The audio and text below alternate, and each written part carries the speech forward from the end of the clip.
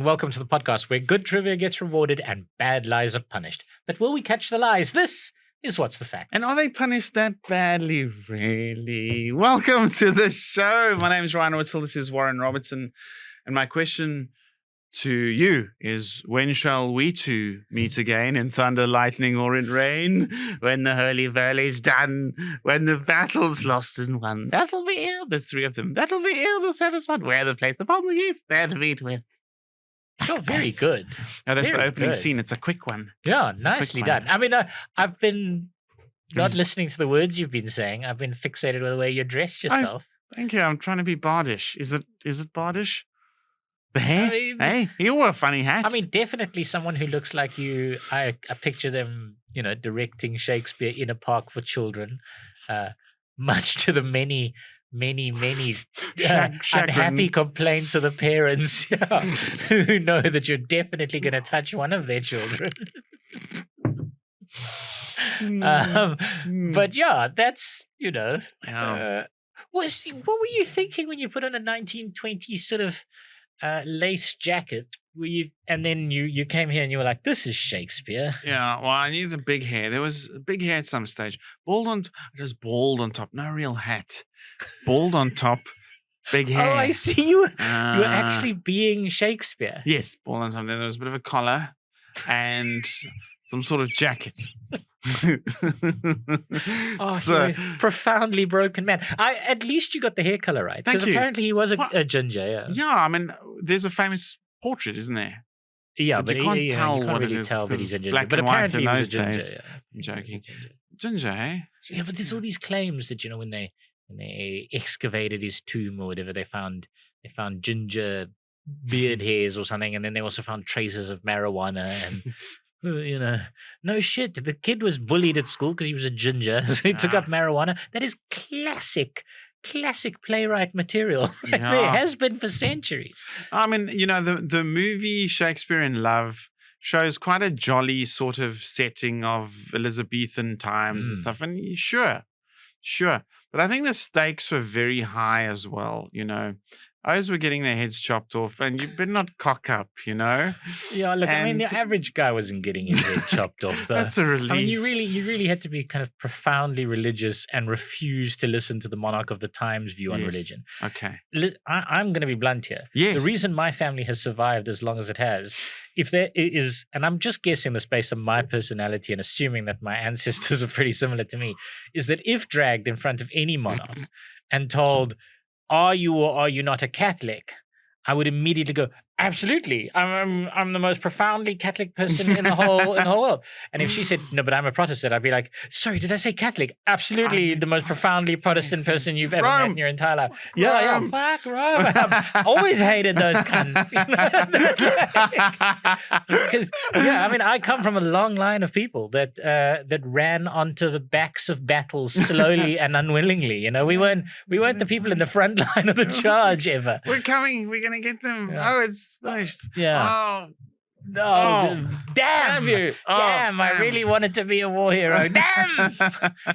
So I would have survived Tudor England, no problem, because I good. gladly would have sold out each and every single one of my principles.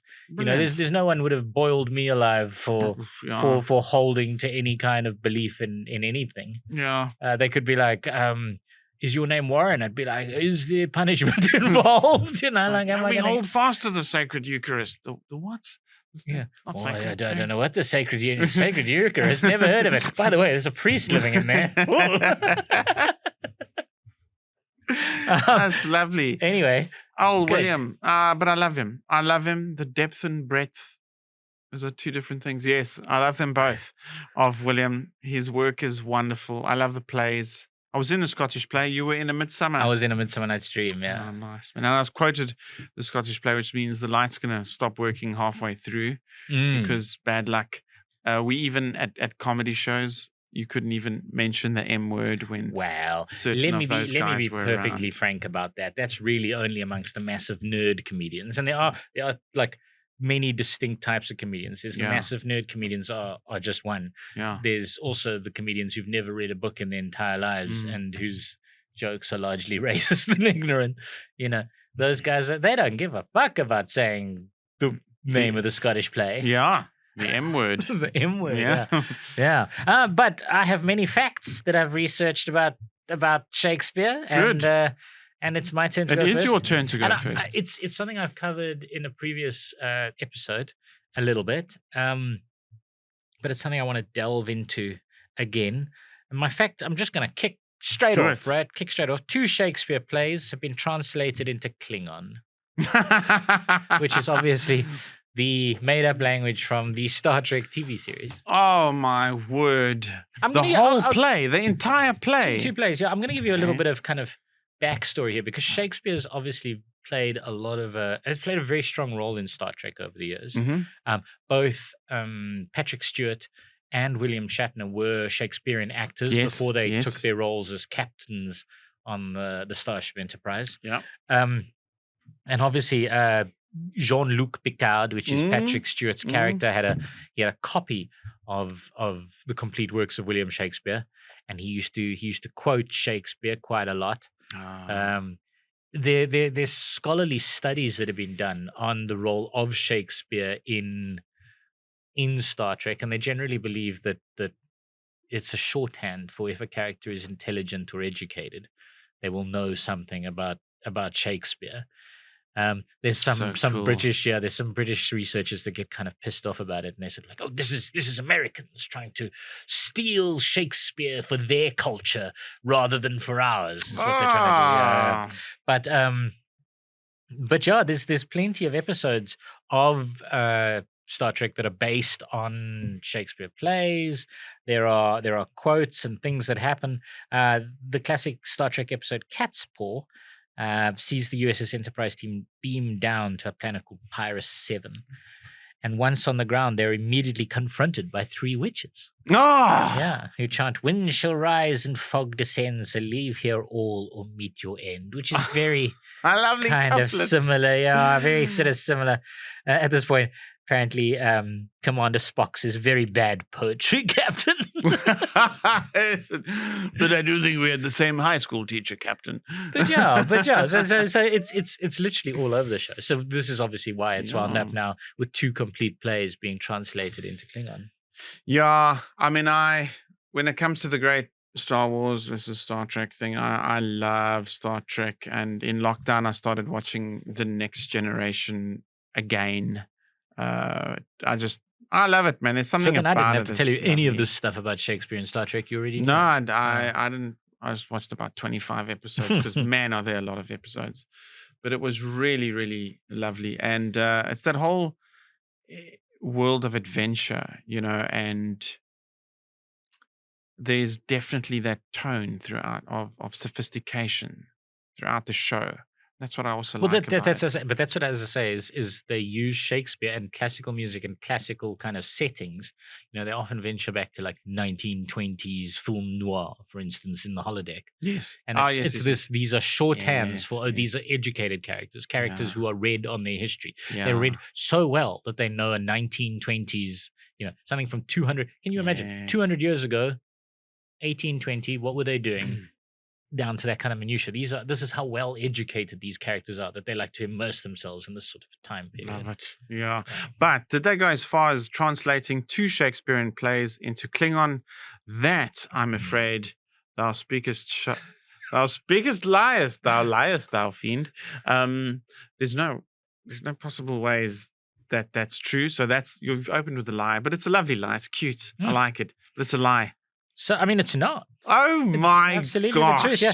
I mean, so it actually was inspired by Star Trek 6, The Undiscovered Country, in which Chancellor Gorkin, who's one of the Klingon kind of ambassadors, he makes this pithy offhanded remark about how you should hear Hamlet in its original Klingon. And it's from that moment that the Klingon Hamlet sort of got born in the minds of these 2 guys, Nick Nicholas and Andrew Strader, who they took 7 years translating the whole thing into the original Klingon. So it's actually Jeez, So actually the translation's a bit funny because it's not It's almost like a sort of a satirical translation because they do the Okay. original Klingon and then they Yes. change everything. And then there's notes to explain why an Earthling would have to have changed this to Denmark and why they would have chosen to do this and how it relates to Klingon history in the kind of side thing. So it's not just a straight pure translation. It's Okay. this kind of original Klingon All right. translation. But it is in fact a The other question, which is bursting forth from my brain right now, is why? I mean, as I say, because it's there. Because it's there. Yeah. So Why do you climb Everest? Because it's there. Nice. The other play that was translated is Much Ado About Nothing, which is translated to Pach Mot Klin Mis. And I'm very sorry to anybody who speaks Klingon, which translates in English to the confusion is great because of nothing. It's incredible. It's incredible the worlds that have been created and the knockoff and stuff. Is it called the knockoff? Yeah. Incredible, man. Absolutely incredible. Klingon. Frightening. It was, I mean, the it is the Klingon, the girl at some stage was quite, she was Which quite alright. girl are you talking about? The From Klingon one of the girl. more recent. No, the Next Generation. The one that he met, and then there was this weird. Who's he? They thought they were fighting. The Klingon dude in the Starship. Oh, Worf. Yes, they thought Okay. he was fighting. Meantime, that's how they flirt with each other. I They're see. basically going for it. You see, I as soon as you say Klingon woman, I only think there was some in Discovery, and then did you ever see that that kind of parody Star Trek? And it's not really parody. It's what was it called? Begins with an O. A movie I or a can't remember. series? No, but it's a TV series. It's basically Star Trek, starring the same guy who made the parody ripoff of The Simpsons. Whose name shall Futurama. No. That's also Matt Groening. Okay. Damn it, I'm not helping with these. Family Guy. That's right. So he made Family Guy, Oh. and he made this. Oh. It's called the Orpheus or the something. But is it comedy? The Orville. That's what it's called. The TV show is called Is The it Orville. comedy? So it's supposed to be a comedy, but it morphs into a very good Star Trek. Like it really becomes kind of classic Star Trek. I was in trying to and of itself, take the which is piss, kinda but it strange. ended up being quite dramatically brilliant. That's the thing about, and I've forgotten the name of the creator of the show, but Yes, but he, that guy. yeah, Seth MacFarlane. Seth Meyers. Oh. Yes. Okay. Is it Seth Meyers? Seth Not MacFarlane? MacFarlane? Seth MacFarlane. He's the Family Seth Guy dude. MacFarlane. The one with all the Seth voices. MacFarlane. You're absolutely right. Yeah. So Seth MacFarlane. We got there, creates- folks. Yeah, eventually. Seth MacFarlane creates these shows where they're essentially just parodies of the original show. And everybody goes, look at it! It's a hideous parody! And then they turn out to be incredibly popular. Just basically steals everything and then makes a show out of it. It's insane. Fascinating story. Anyway, Man. I haven't watched any Family Guy apart from little clips on the internet out of loyalty to The Simpsons. Okay. Oh, that's interesting. Yeah, well, I mean, so South Park and The Simpsons have both accused Family Guy of basically lifting their storylines from them. And there's this big debate about did they lift it, or was it just that inevitably if you do 500 episodes, you're going to have You're going to some cross-pollinate. going to cross-pollinate with one another. Yeah. In many cases, you can see South Park and The Simpsons as... I'm quite a fan of all three of them. That's quite strange. I've watched a fair amount of all three, and they're quite fun. Anyway, so the Orville, if you haven't seen it, it's a worthwhile Okay. Star Trek I'll parody check that it out. turns into pretty good Star Trek. From futuristic Shakespeare to I mean, is that what you are? Is that what you're futuristic Yes, Shakespeare? futuristic Shakespeare. I was telling you, if we had to rank our Shakespeares, that I'm a Trick Setwork was Shakespeare, and in Standard 9, our school produced a play, and I was in it. Macbeth. Yes. And so I know Sorry, I mentioned Macbeth the name of the Scottish so play. well. And now you just mentioned it. Yes, I know Macbeth so well, and I saw it overseas once as well. If I ever see it being produced somewhere, I'll go and watch it. I'm nuts about it, and I do love it. So it was always my number one. But since I've encountered The Tempest, it has become my new number one, and I do love The Tempest very, very much. It's really, really lovely, and I think it's quite personal as well. But my fact To you or to Shakespeare?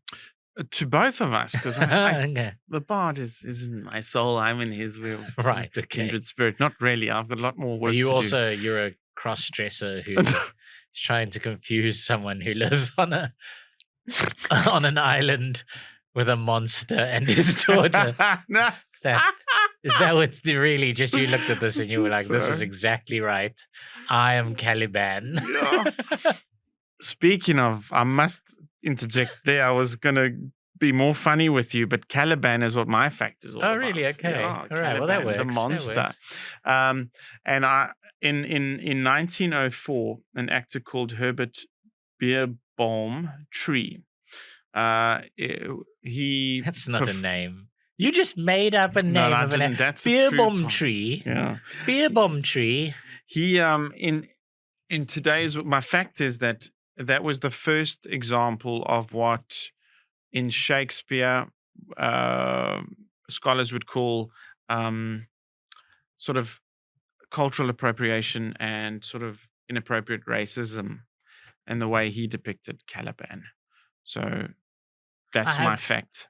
I mean, I have Herbert seen Beerbohm that as Tree. an analysis. I suppose you've got maybe a counter argument or a counter, but yeah, there are definite arguments for that being a racist. Yeah. A racist interpretation, and I'm certain there's other interpretations saying no, it's not. It's something else entirely. But Shakespeare, quite interestingly, with Othello, for instance, Yes. it was handled quite, I mean, sensitively for Yeah. one would imagine the era. Yes. Certainly not with the kind of racism that one would have expected. Everybody knows Othello is wronged, and yes, in the end he behaves like an angry, sort of fool, but you can still see humanity in his decisions. And then of course, Merchant of Venice and his depiction of Shylock, and there's a bit of racism in there, but there's also the "if you prick me, do I not bleed" speech. So there's a subtle kind of nuance most of the time, and I suppose you could see that nuance also in Caliban and the kind of colonialism of his island and the capture of it. But in Shakespeare's era, colonialism wasn't a thing. Yeah. It wasn't, it hadn't begun yet. No, it hadn't begun yet. No. What colonialism existed was what people had known for a very long time. All the countries around Africa conquering and reconquering one another. And all that had happened by his time, I happen to know this about history, was there'd been a little foray into Northern Ireland. Just a little one. But it was accidental colonialism. It wasn't really they had a presence there. Elizabeth had a presence there because of some unrest, and she was helping probably another royal. Yeah, so she actually sent people there to crush rebellions in Ireland. And the Irish and the Scottish had for hundreds of years had shared royalty, the shared nobility. They had families across the border. In the factual documentary Braveheart, there's a bit of an allusion to that. With the Irish character who they're my Irish. I told you, they're my Irish. It's my Ireland. Yeah, That's very cute. I never quite liked him. He wasn't right in the head. I like it. Anyway, I call it the factual documentary Braveheart because it's anything but there is that allusion to that kind of. And Robert Bruce, in fact, had family. In fact, I think his brother was a noble in Ireland. In Ireland, okay. So they had would have been family helping family in some weird way. They'd already crossed that particular divide. But in terms of discovering America, even, or venturing down to, this is we're talking the late 1500s, early 1600s. Yeah, the real discoveries in Africa only started happening mid to late 1600s, and the real colonialism and the slave trade and these things only started ramping up at that stage.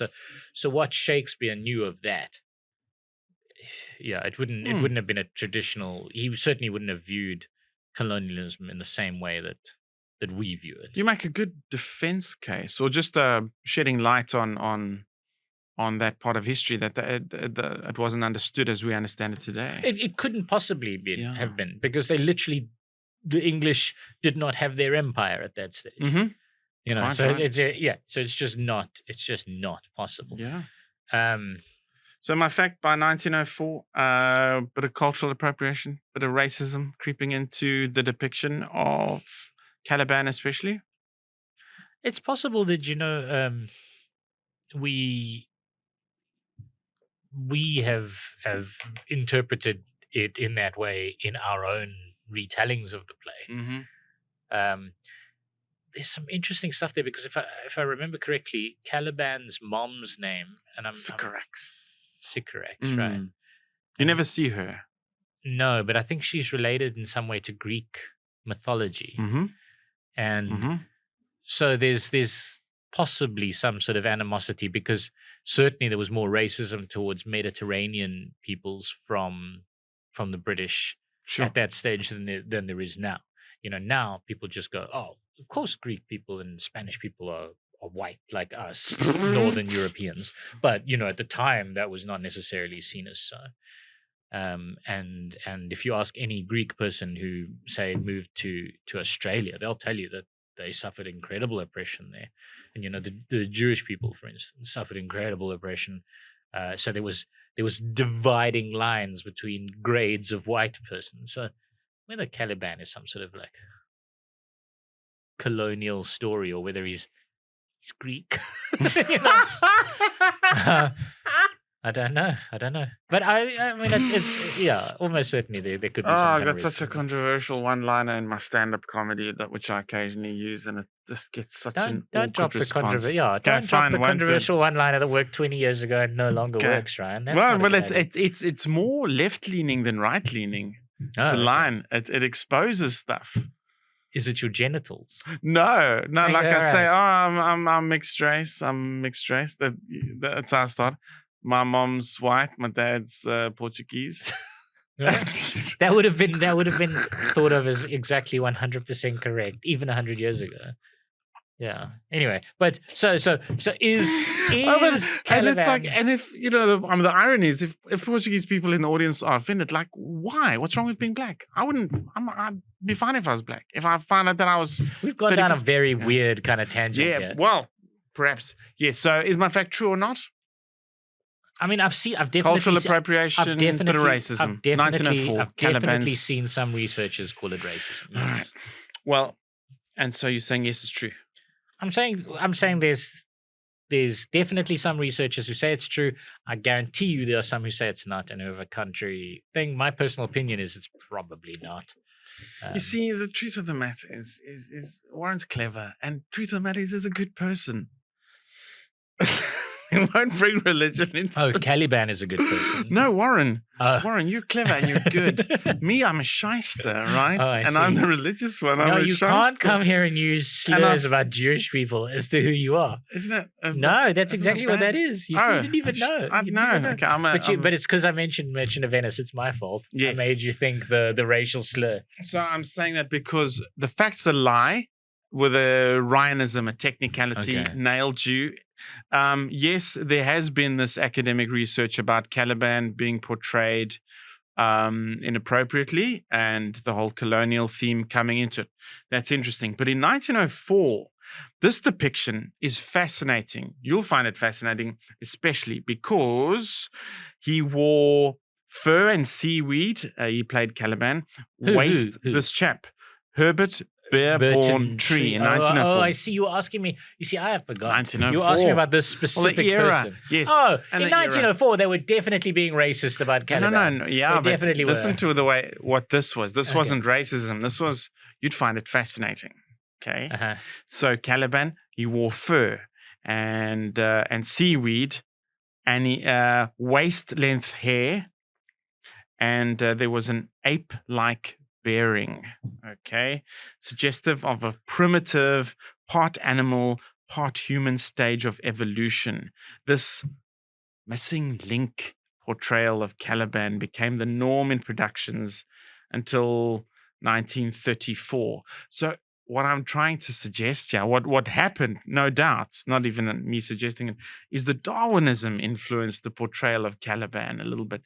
You know, the hunt for the transitionary fossil, the missing link, was all the rage after Darwinism took root. Right. And even Caliban was portrayed for decades as maybe the missing link. Right. Pretty interesting. That Fascinating how is art. interesting. As I say, Yeah. I said it quite early in our discussion. He looks like, the depiction of the pre-caveman, the in between something. Yeah, no, I said it quite Caliban early in our looks discussion. like I've that, no yeah. doubt that our culture has certainly looked at the character and influenced that character to be specific things. Yeah. Whether Shakespeare wrote it like that is entirely different. As I say, we won't know whether he wrote Caliban as a Greek person Mm-hmm. or an African person or a monster or purely just a creature of myth. Because let's be honest, in his comedies, he does write a lot of creatures of myth. He does write a lot of monsters, a lot of fairies, a lot of doesn't shy away from it. And but what did become interesting was 1934. Roger Livesey was the first actor to play the role with black makeup, and in 1945, Canada Lee, that's his name, played the role, and he's a black actor, played the role at the Theatre Guild in New York, establishing a tradition of black actors taking the role, including Earl Hyman in 1960 and James Earl Jones in 1962. So that's interesting. Was it a good thing, a bad thing? Is it a fortunate thing, an unfortunate thing? Don't know. I ultimately probably was a good thing. Ariel, I am your father. My mother, Sycorax. Mother Sycorax. James Earl Jones, take a look, Simba. The movie's beautiful. The most recent movie, I think it was 2010, and they've got. I'm so sorry that I don't know his name, but he's a brilliant West African actor. He played in Amistad. He's also in Guardian of the Galaxy. I just happened to watch it with my son the other day, and he plays Caliban. And Helen Mirren plays Prospero. So there goes the old girl power. Yeah, I mean, plays the boys listen, that play has always been interesting in terms of because if you think about it, it's almost like that Monty Python sketch where they do the stoning in The Life of Brian, and it's men playing women who are playing men, right? Yeah. So it's like Tempest has very much got that kind of vibe because the actors in Shakespeare's time were all men, right? Yes. So now they are men who are playing women who are then in turn playing men. It's got that whole. It's always had that. And then you don't know what Ariel and Juniper should be, or do you know? Are they sexless or are they boy girl fairies? I'm not sure.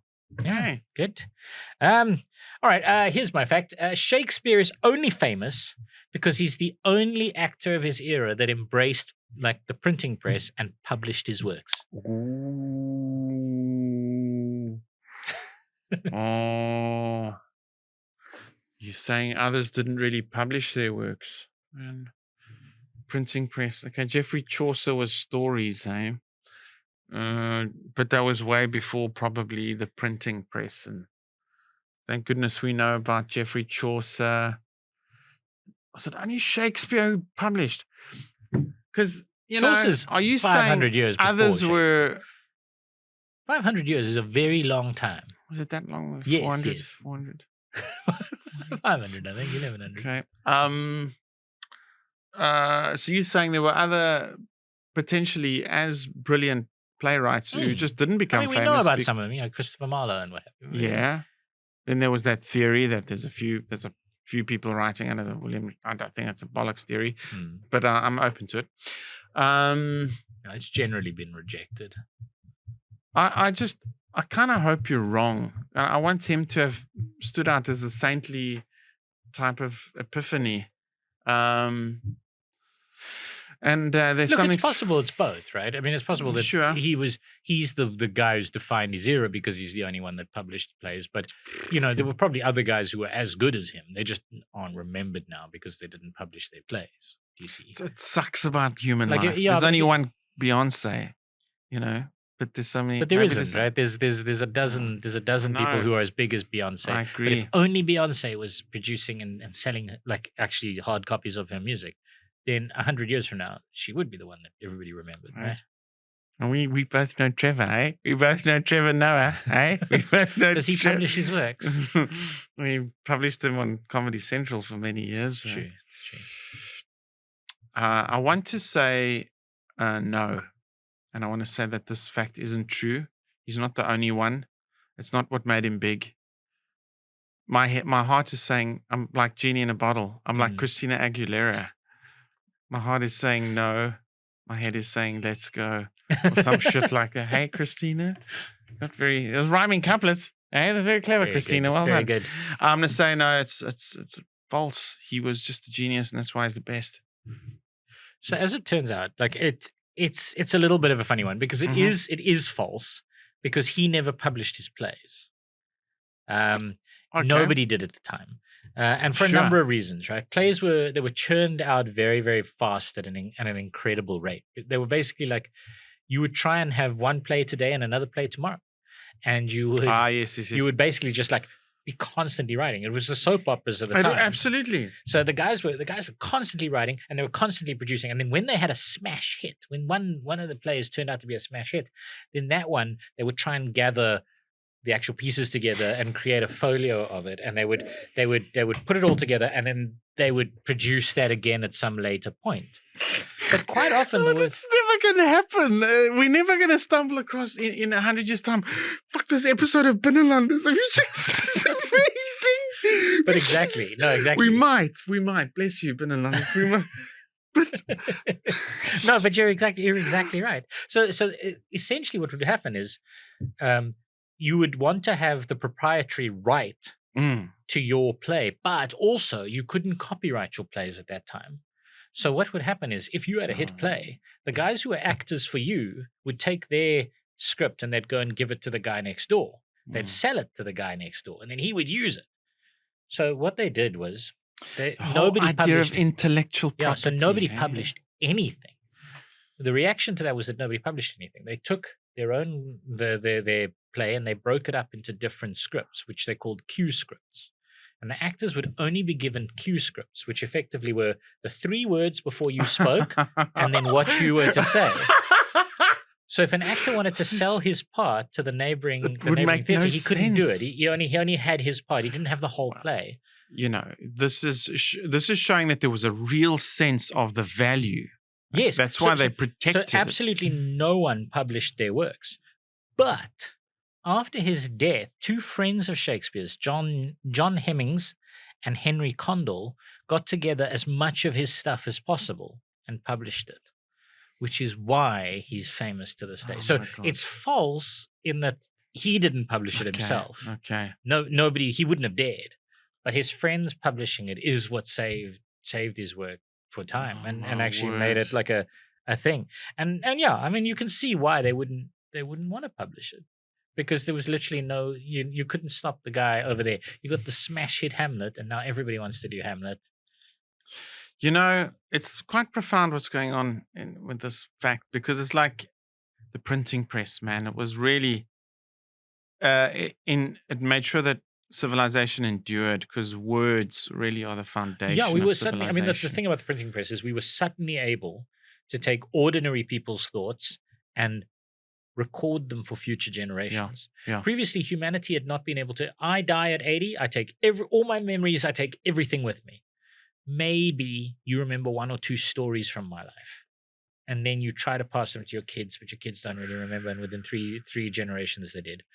Now we could have a hard copy, and we could pass those memories, those thoughts, those works of art, as written, beginning down of the line, formal education, the Yeah. beginning of everything. Yeah, it's finally humanity as a way to. No wonder from that point on, humanity starts speeding up in development, because now we're able to share intellect with the generations that come before, and we're able to make a thing of it. technology, building of things. You know. Yep. Yeah. Anyway, so yeah, Love so it. Shakespeare, What a great Shakespeare's era, fact. yeah. What a great fact.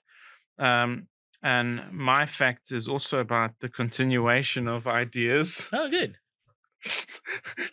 I'm basically beating a square peg into a round hole. There's a lovely 70s song which I remember hearing as a kid, and then Was it by Shakespeare's sister? it's No, that's an 80s song, isn't it? so funny. It's not, but I love that band, Your History and Stay With Me. Off. Oh, The song is called Winter's Tale by a British singer-songwriter called Mike Batt, and his British folk rock band called Magna Carta. That's very British, isn't it? That was the law. 1970, and the song's called Winter's Tale. And the song lyrics, here's my fact. follow the same story as the Shakespeare play, Twelfth Night. Winter's Tale? No. Do you know Winter's Tale? Yeah. Yeah. And do you know the song? I don't know the song Oh, at it's all. beautiful. So is that your fact, though, that there Yes, is this yes. 1970s song called... Yeah, it's a well-known song. I'm surprised you don't know it. Sing it? It was only a winter's tale, just another winter's tale. There might be some clues in this for the fact. And why should the world take notice of one more love that failed? It's a love that may never be, though it meant a lot to you and me. On a worldwide scale, it's just another winter's tale. So you got carried away and gave away the fact that your fact is a lie.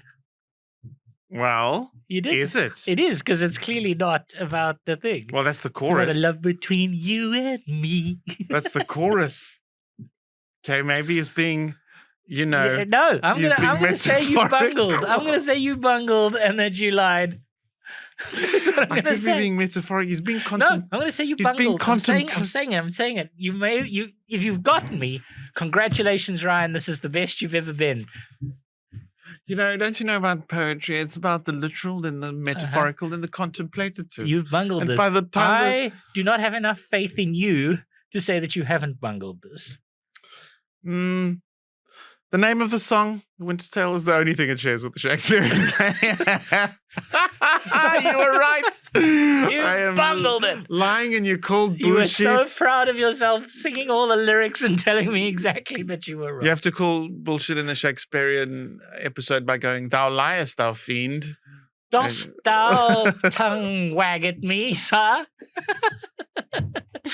So yes, lovely story and title is same, but no, the Shakespeare play, which I know very little of.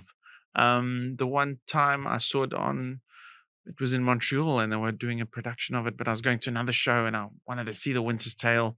It takes place in Sicily. I don't know how much winter they get, but what is it about? The Winter's Tale is one of Shakespeare's later plays, categorized as one of his romances. It tells the story of King Leontes of Sicily, who becomes consumed by jealousy. Sicilian, hey, and falsely accuses his wife of infidelity. Hey, she's a fuck at this other guy, and That's actually one of Shakespeare's lines. Don't write in to complain. That's one of Shakespeare's original lines that Ryan used there. Yeah. leading to a series of tragic events. The play is known for its exploration of themes. I love that. Oh, it explores themes of jealousy as a theme. I stab you, you fucking idiot. There is a jealousy theme running through the play. Yes, there is. I seem to remember that it was written basically as like a bonus. Like essentially, it's the Too Fast, Too Furious, you know. Because Twelfth Night had been so phenomenally successful. Yes. Because it was written for the 12th Night Festival. But it was a comedy, in the middle of eh? winter. Yeah, in the middle of winter. And it was Yes, written yes. for that. And it had been so phenomenally successful, people demanded a follow-up. So I think, if I'm Winter's correct, that's Tale. why Winter's Tale got written. Okay. Because it was, We that need thing something- you did. Yeah, that thing you did where the mission was impossible. We're going to need more of that. And he was like, fuck, the mission was impossible was perfect. Poor How do I do bastard, the hey? mission being impossible too? Oh, they have the way they treat writers. Oh. Shame. We need it by tomorrow. It's going live. We're going tomorrow. We need it in rehearse. You guys aren't going to sleep for the next 4 days. I mean, to be fair, that's how those guys earned a living, right? Because they were commissioned to write these plays sometimes for, quite famous people, and getting a commission was a big deal because now you had the money in your pocket instead of having to hope that the crowds would come rather than going to Burbage's theater next door. And, they would now. You didn't have to worry. This thing's been paid for. It's been bought and paid for. We're going to do it on this date. Everything's It's like a he's got a bonus, recording contract. He's got a publishing. He's got a thing. He's got a book It's really book- nice. book deal, man. If it's one of his later ones, was probably for King James I, right? Mhm. Because King James I made Shakespeare's company his personal his little company. thing. Yeah, they started. They were allowed to then officially call themselves the King's The Men. royal. They were the King's Men after that. Oh, okay, I see. So, and that was because they were now writing plays for King James. And in one of our episodes, we did his project was also the King James version, and there was a fact of about was the Shakespeare Bible. involved Oh, right. as one of the writing acts. Make the psalm work, make it work. Yeah, there's no doubt that James liked Shakespeare. Mm. So anyway, Elizabeth. I'll maybe I'll get onto that Fascinating. a little bit later. That's my fact. You nailed it. Winter's Tale was Good. nice song. All right, well nothing then to do with the play. let me carry on with our train of thought, because my next fact actually leads in quite nicely into that. My fact is that Hamlet was written as a condemnation of and warning to Queen Elizabeth. Oh, goodness me. I like this train of thought. My next fact is quite similar. You know, similar theme of context and hidden messages. But what could Hamlet possibly have to do with Queen Elizabeth I? I don't think. Sorry, the Russians are coming. No, I'm joking. I don't. It doesn't, off the bat, doesn't seem to make sense at all. Hamlet is about not acting when he should have acted. Maybe that's the lesson. That the tragedy is he was supposed to do something and he didn't, or there was a clear problem and he never spoke up or said anything. So maybe that's the message that Shakespeare's writing to Queen Elizabeth I. But would he dare do that? Well, you know what is lovely about what you're suggesting is Hamlet's got a play within a play, which sends a message to his uncle. And so you're a sneaky one. Isn't this sending a message to so if the audacious Hamlet would do a play within a play and send a message to the king, could the audacious Shakespeare do a triple entendre of doing the same sort of thing to the Queen? It would be very cheeky. Would he dare? And what was the issue that he was trying to press upon? Fuck. Just for sheer, I'd love to know the answer, but for sheer intrigue, I'll say you're telling the truth here. You know, you are absolutely so on the right track. Okay. So it is true. Ooh. It is true. So now Shakespeare wrote the play between 1601 and 1603. Okay. Right. It was very first performed in 1602, however. Okay. And it was written at a time of like political turmoil in England, because Queen Elizabeth was old, she was dying, and she had no heirs. Yes. And this is a critical aspect, right? Yes. And then so because she was dying with no heirs, there were rumors that when she died, King James of Scotland would invade. Furthermore, there were nobles in her own court that were trying to vie for power and were trying to actually seize power. So now what Hamlet does is it mirrors this exact kind of situation, because it takes an old royal couple who are entrenched in position and who are a bit kind of staid. And it says that now they too have got a threat from outside. Remember, the Norwegian king Fortinbras is going to be coming to invade the kingdom and take control of the kingdom. And this old couple are sort of trapped in indecisiveness. The Queen Gertrude in it is like Elizabeth, is too old to bear children. Denmark is no longer healthy. There's something rotten in the state of Denmark. in Elizabeth's era, Elizabeth wasn't just the queen; she was England. She was such a powerful symbol of England, and for her to now be dying without an heir was desperately scary.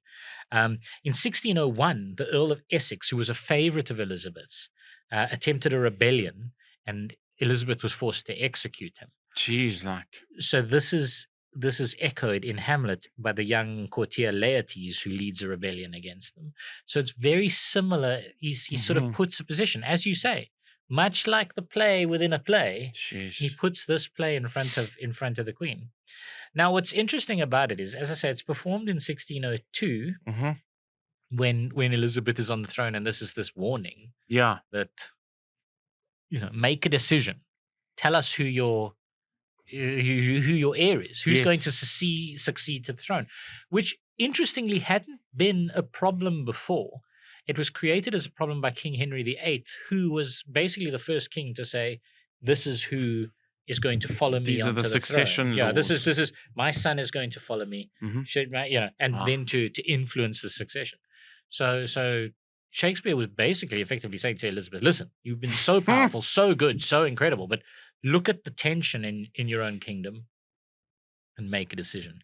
Anyway, she Jeez. dies Yes. in 1602, and then Shakespeare makes some minor amendments to Hamlet. Because what happens is King James I comes to the throne, and James immediately appoints Shakespeare's acting company, the Lord Chamberlain's men, as his guys, as his official players. This is fascinating. Yeah, which means then that Shakespeare tweaks the ending of Hamlet, which, as you will remember, allows the Norwegian King Fortinbras to come in and take power very successfully when Claudius and Hamlet are dead. And he takes power very successfully, and everybody's very happy. Ooh, there we go. Darling. Sorry, the Mona Lisa disagrees.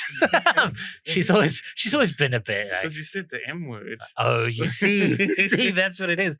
Anyway, but that's what that's what the whole play is. So the ending is kind of it's all right in the end. It's fine. Fortinbras invaded.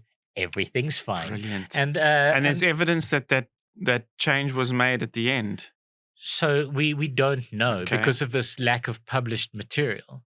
But it The seeds speaks you've too cleverly sweet- planted it's- earlier in this episode. but it does It speak does. too sweetly to that particular storyline, and it is what researchers kind of believe at this point. Is they believe that in fact this play first was a message to Elizabeth, and then was kind of a celebration of the stability that King James brought to the kingdom after he took the throne. Hey, thanks for showing up and being a good dude. Give me money. Like, Wow. Quite nice, yeah. Quite nice.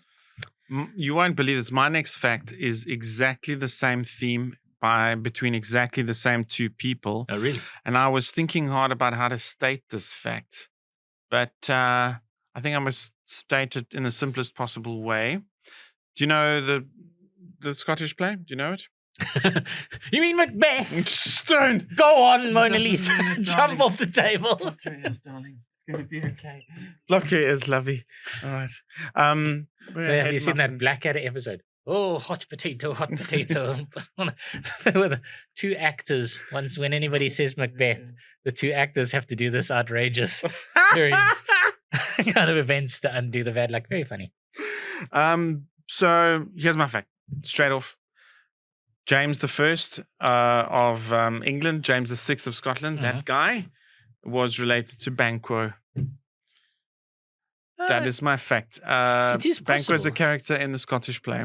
Yeah, it is possible because Macbeth was and I'm speaking about him not as a play, but rather as a real Scottish person. king. Yeah, he was a real Scottish king in the 1000s, I think, if I've got my dates correct, because he was one of the last kind of kings before the English first moved in and took over the country. And the story is pretty accurate. I mean, obviously not about the Forest of Dunsinane. Yeah. I mean, Burnham Wood just come to Dunsinane. That's right. Yeah, obviously that stuff is nonsense and for theatrical. But the fact that Banquo and Duncan and Macbeth they were real characters from history, and there was certainly a vying for power at that stage. So the fact that Banquo existed, true enough. Would a Scottish king descend from Banquo? Sure, why not? Okay. Fine. It is absolutely true. Well done. Well worked out. Yes. Interesting about the telling of the play Macbeth, because Banquo was considered at the time to be a direct ancestor of James, as I said. In the play, the witches predict a line of 8 kings descending from Banquo. I think when they first, all hail to thee, hail to me, Macbeth, hail Banquo, thou shalt get kings, though thou be none. All hail Macbeth and Banquo. So that's interesting because Robert Bruce, obviously, he very famously he had a son who I don't think had a son. I think Robert Bruce's line died out, and somebody had to come in and take over from him at that stage. Okay. By which and then shortly thereafter they fell back under English control. But okay, So in the play, when it says a line of 8 kings, I think that's in there's a montage when he visits. It's the double boil and trouble, fire burn, and so he goes back to the witches to see what they have to say, and then they see 8 because he's like, actually, kings hang on, emerging. I need some advice. Yes. It isn't my crazy wife who wants me to stab everyone. Yeah. And Let me go see those 3 hags on the moor. yeah, This dude is attracted to toxic women, is what he is. shame. He's like, listen, you're acting a little weird, a little stabby. Shame. You're acting a little stabby, Lady Macbeth. I'm gonna go and try and get some sane advice. Who can I get some from? My generals, my friends. What about those 3 homeless hags on the moor? Let me go back to the 3 homeless hags and get some fucking advice. He doesn't make the best life choices, Macbeth, does he? That's why it was the tragedy. I mean, do you agree with that synopsis that the tragedy of Hamlet is that he didn't act when he should have acted, and the tragedy of Macbeth is that he acted when he shouldn't have acted? There's a joke that says that Ophelia would be alive at the end of Hamlet if Hamlet could have just learned to shut the fuck up. Oh, shame. Just acted, could have done something. Yeah, So, yes, James was believed to have been born 8 generations after Banquo, which is why that scene was put in. This explains why Shakespeare went out of his way to put Banquo in a good light. Also, awkward, in Shakespeare's source material, the true archive of events, Banquo had helped Macbeth with the murder of Duncan, but he's painted as a saint. Right. And the other wonderful theme, which I kind of couldn't let go of in Matric, I was always puzzled why blood was a theme when it's mentioned 3 times and clothing was a theme when it's mentioned 3 times, but birds in Macbeth, it's mentioned about 20 times, and birds are like, there's the royal kind of birds, and there's the birds of death, like a raven, but then the owl is a bit scary. But what happens is some little birds start killing some big birds during the night of Duncan's murder, and it's like, oh, nature, the whole world is topsy-turvy because something bad has happened, and the whole natural order of things. In other words, he's reinforcing that thing called the divine right of kings, that when the king emerges and is placed by God to rule mankind, nature itself is pleased, and the owl shall hunt the wren, not the other way around, and all that stuff. And so he was really buttering up James with the Banquo thing and with the whole theme of birds, and look how glorious it is. And yes, You know what's so nice about all of this is that it kind of comes full circle. So Tolkien was obviously inspired heavily by Macbeth. Sure. Oh, okay. So Tolkien looked at Macbeth and he was like, "There's 2 problems with Macbeth, right? The one is the prediction that the forest will come to Dunsinane, right? The burning wood will come to Dunsinane, and the other is that he was slain of no woman born." Yeah. So in both, he provides better answers in the Lord of the Rings because he has literal Ents, the tree people, come to the castle of Saruman and destroy it. Shit, wow. Right. And then Éowyn, who is a woman, slays the king of the Nazgul, who cannot be slain by man. A man of woman born. He's Fantastic. he answers both of them in better ways than Macbeth does, which is great. Like, really, Well, I love that. Well, yeah, well spotted. That is my fact. It was true. He was buttering up James. Yeah, I mean, clearly he. Listen, I know I would. I think we've already established this episode that if anybody hauls me before them and says, "You write this thing for a ridiculous amount of money, or you betray your beliefs, or you do whatever you like," yes, sir, absolutely. Let me immediately get upon that, sir.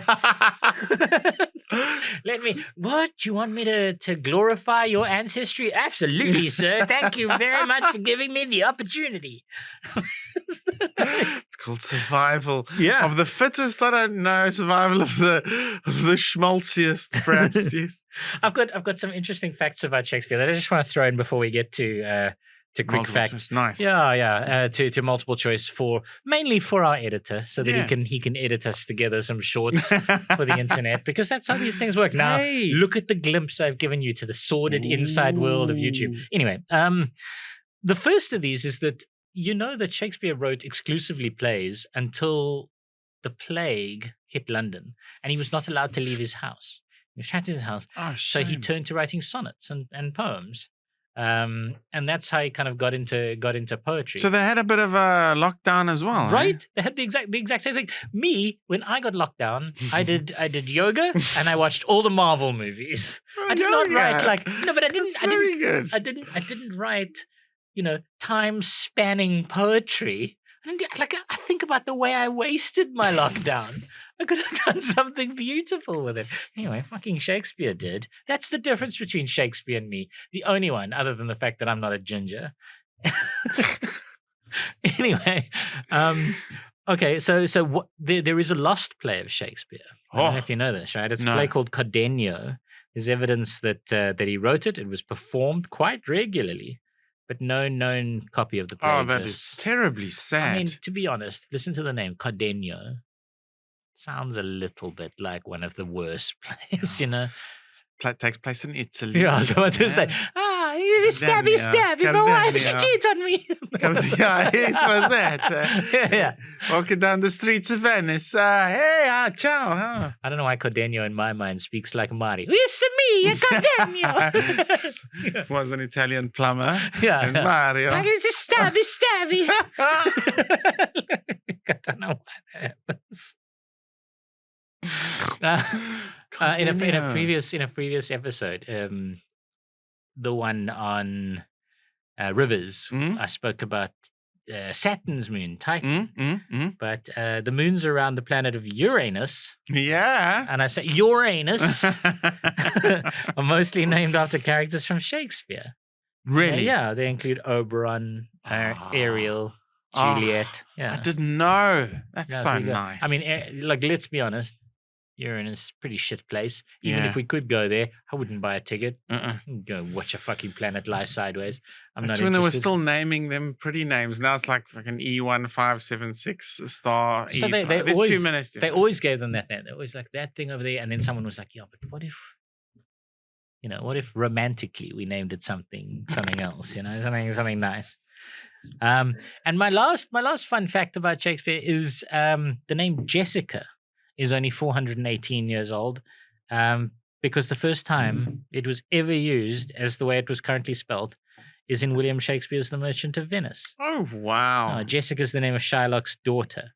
It's an anglicization of the Hebrew name Jessica. That is a beautiful fact. So Jessica was actually the most popular name of the 1980s for girls, and we know why that is. Murder, She Wrote, right? Oh! It's got to be. Like, why wouldn't you watch Angela Lansbury on Murder, She Wrote and go, I want to name my daughter after this? Yeah. And now there's a treffer from the 2000s, Afrikaans stripper called Jessica. Huh? English name, but it's a socky. Oh, yeah? Well, Sing it's a it. treffer. I don't know it. It might go Do they Jessie call Baby. her Jessica? No, they go Jessica. Maybe it's about an Afrikaanser who falls in love with an English chick. Oh, Jessie, you're so fine. It's a warning against Afrikaans. Anyway. Don't fall in love with English chicks. Let's los. All right, good. Multiple choice time. Well, in lockdown, you watched Marvel. I watched on some dodgy Russian websites. God bless them. A lot of old Shakespeare movies. Oh, thank goodness. I was wondering where that was going. And the one that Watch Mojo said I must watch, it was in the top 10, was Titus Andronicus. Oh, what a play. And they had the dude, Silence of the Lambs. He was Titus. What is his Anthony name? Hopkins. Anthony Hopkins. You know that they did that play at the Globe Theatre with the Shakespeare Company, Royal Shakespeare Company, did it at the Globe Theatre now, like 10 years ago. Oh my! In London, and people got physically ill. Because they did it full on with the historical like staging, and the people got like physically ill. They got complaints. They got in numbers because it's so it's graphic. Fucked up. Oh, deeply. It really is. And a bit of light research on the matter is that it was a genre that was quite popular. It's kind of revenge violence, and it's a funny thing that because I was telling Monique Nokia, a fellow comedian of ours, when I was getting into my the girl with the dragon tattoo phase, and I was like, "Oh fuck, I love this stuff." She's like, "Yeah, it's like you think that's bad. You should see some of this other fucking revenge porn that I watch." But porn, not as in porn, it's just kind of the lust for revenge, and it's follows a similar type thing Like of Taken. something terrible happens to a female, and it's bad, and then she enacts revenge on the oppressors. Essentially, people are made into meat pies in Titus Andronicus. For people who don't know, yeah, I mean, plot spoiler. And as I say, it's the stage directions do not shy away from the violence. It's like it's less art or musical and more Two Girls, One Cup. It's as graphic right up in the front. No, you don't need to see. Nobody needs to see that. Nobody needs to see that. It's like, do you remember back in the day when people used to get each other to watch Rotten.com? I mean, we're dating ourselves, but in the 1990s, there was a website called Rotten.com, and all it was increasingly graphic and disgusting images as the further you scrolled down. And it started off casually with, like, I don't know, roadkill or something. Okay. And then it began. I got about 8 images down before I was like, oh no, 8 images down is some dude hit by a train, right? And I was just like, it doesn't look real, but I'm not sure I want to go any further than this. You know, but then you got the kids in your school. Always them. Yeah. Some of you are married to them. These kind of like these damaged folks who used to wedge people. Check this, bro. I got to page 63 on Rotten.com, but I'm healthy in the brain.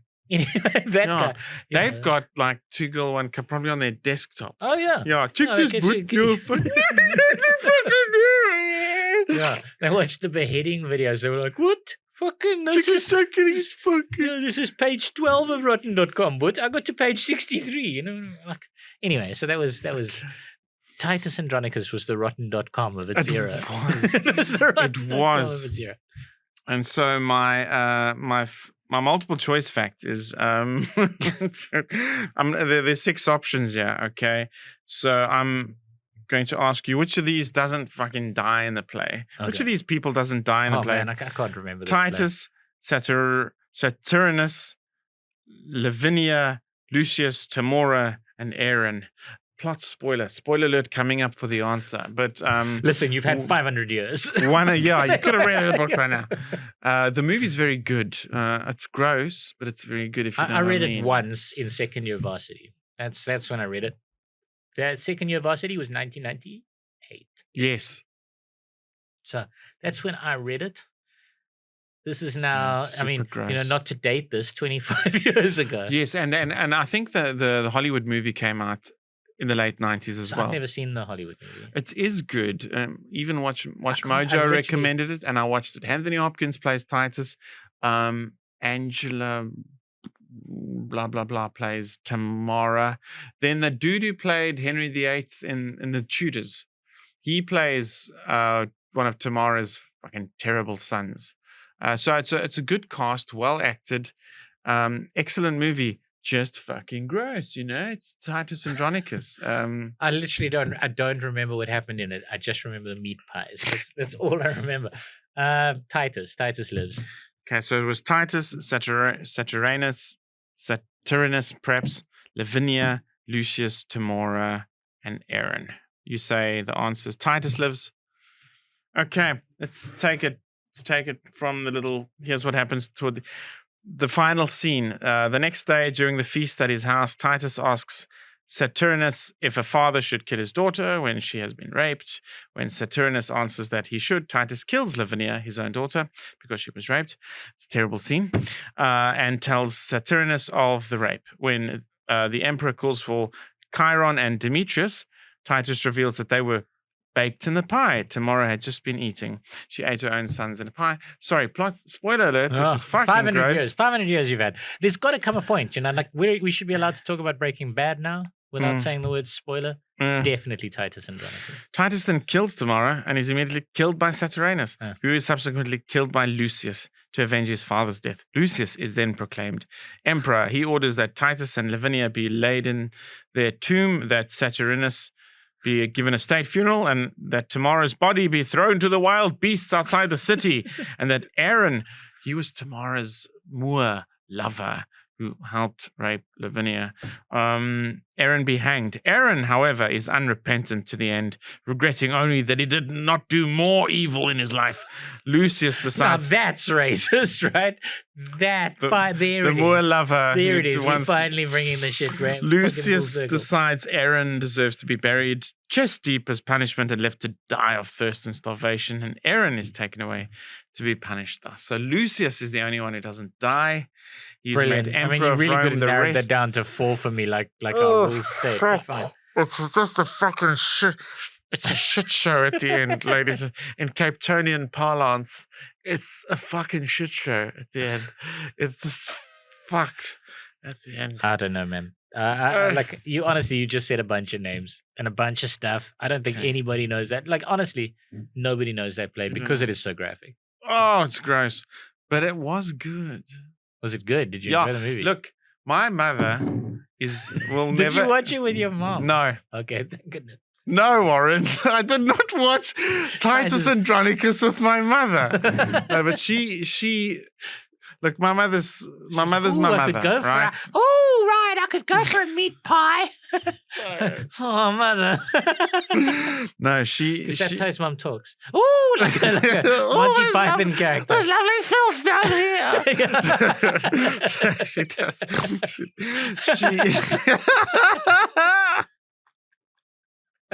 Oh, right. And you're gonna make me a pie. Look, he's not the. What do you want? We want your son, madam. Why? He's the Messiah. He's not the Messiah. He's a very naughty boy. Now fuck off. The thing about that scene is I heard recently that, there's the whole, you're all individuals. And they go, we're all individuals. And the one dude goes, I'm not. Apparently that was improvised. Oh, that's fucking Yeah, and funny. John Cleese used to get angry about improvisation, but he laughed so hard at that. He was like, yeah, we can keep that. It's fine. Like, it's really funny. good. It's so funny that I Yeah. guess so. You wanna it's movie making is almost Yeah, apparently don't somebody... fuck about yeah. unless it's a fuck about scene. No, my mom was so scared of Silence of the Lambs that she can't watch Anthony Hopkins in anything else ever again, which is a pity because She just watches TikToks. He's weird. Remains of the Day is such a beautiful movie, but she can't watch it because of Oh, the fucking book's Silence of the better. Lambs. Just read the book. I've got it's next to my bed. So Gonna so start good. it So soon. good. It's absolutely perfect. Yeah. So, oh no, we ended Shakespeare didn't. on Titus We didn't, Andronicus. because Have I've you still done- got my multiple choice. Have you? Yeah, you just jumped your multiple choice straight ahead of mine Did there. I really? Yeah, you did. That inch of beer you've had clearly went straight to your head. Anyway, good. IPA. Let me do my multiple choice then. Okay, so by now everybody knows The Lion King is based on Hamlet. Of course they Okay, do, sure, right? sure. Yes, of course, yes. All of these movies that I'm about to mention are based on Shakespeare plays of one kind or another, except one of them, which is the odd one out. 1, Forbidden Planet. 2, 10 Things I Hate About You. 3, West Side Story. Or 4, There Will Be Blood. That's a fascinating question. Some of the movies I don't really know, but West Side Story, it's definitely Romeo and Juliet. Definitely. 10 Things I Hate About You. I don't know enough about that bloody movie. There Will Be Blood. Ooh. It's a tragic movie. It's one dude who it's probably Macbeth. There Will Be Blood. 10 Things I Hate About You. Okay, the other ones? The first one, which is Forbidden Planet. Don't know that movie. So Forbidden So, Planet did was, you give me 4 options? Yeah. Forbidden Planet, 10 Things I Hate About You, West Side Story, and There Will Be Blood. Forbidden Planet is the classic kind of sci-fi movie. It's a bit of a B-grade, schlocky one. It's actually mentioned in Rocky Horror Picture Show. Oh, Forbidden Planet. Oh, that's cool. Yeah. Well, this is terribly exciting because what I'm going to say is as I said, the one that is based on There Will Be Blood is Macbeth, and then West Side Story is Romeo and Juliet. I'm going to say Forbidden Planet is The Tempest, and I'm going to say 10 Things I Hate About You is the one that's not based on a Shakespearean play. Whew, you're good. You're good, but wrong. Oh I mean, but you are good. Oh. Forbidden Planet is the Tempest. Yay! Like for you to know, like so what it is so But I haven't seen it. Dr. Morbius lives on this planet with his daughter, Okay. and the rocket ship arrives, bringing kind of strange characters. So the Forbidden Planet is based on the Tempest. West Side Story is indeed True, Romeo Romeo and Juliet. yeah. From 10 Things I Hate About You, classic kind of rom-com of the early 2000s, starring Heath Ledger. Okay. And Julia Stiles is based on The Taming of the Shrew. So The Taming of the Shrew is obviously I love the two Taming of the sisters, and the Shrew. one is an absolute shrew, and the parents say, oh, well, the good daughter can't get married unless the shrew finds someone that she can get married to. And of course, Julia Stiles plays the fucking rotten bitch who's not interested in. I think feminists any kind like of the relation. Taming of the Shrew. Hey? No, they fucking hate it. But what was nice about 10 Things I Hate About You is they made it kind of funny and set it in a high school. So, that's all right. It's cute, yeah. It's actually There Will Be Blood, which I chose as a purposeful movie that echoed with clever Macbeth, boy. which echoed with Macbeth, Clever young man. Yeah, and you actually, like, I when you were nailed it. going through it, going, this is this, and this is this, I was like, yeah. You naughty little. Anyway, good. Because Here we are. tragically, Yeah. I haven't seen it. But my ex brother-in-law, we bonded on arty kind of things, and he was like, "You got to see this final scene. It's really well acted." And then I saw, and it was obviously a horrible, tragic kind of scene of a tragic character who'd acquired a lot of wealth and was just over it all. And I thought, oh, Macbethy, yeah, fucking tragic. Yeah, I nearly went with Scarface. Scarface has got a little bit of yes, that it kind does, of like, yeah. It's a bit of a tragic because you could have gone with any sort of tragic rise and fall movie where they just became the kings, literally, of their little world, and then fucking meant but nothing. at no point in any Shakespeare movie did anybody go, I drank your milkshake. Good. Thank you very much for joining us. Thank you. It's been fun, man. I like subscribe, Shakespeare. share. Tell people about us, please. Yes. At the moment, we're dying in that weird corner of the internet. where people Sharing watch. is fun. Share. Like you Share. click. I do it all the time with People other love it people. when you share a thing that you secretly like.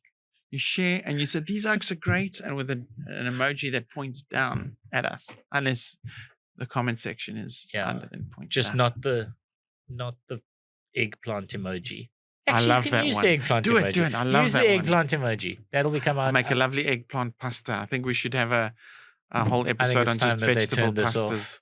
Thanks for Bye. watching, guys. Are great. Love you. Bye.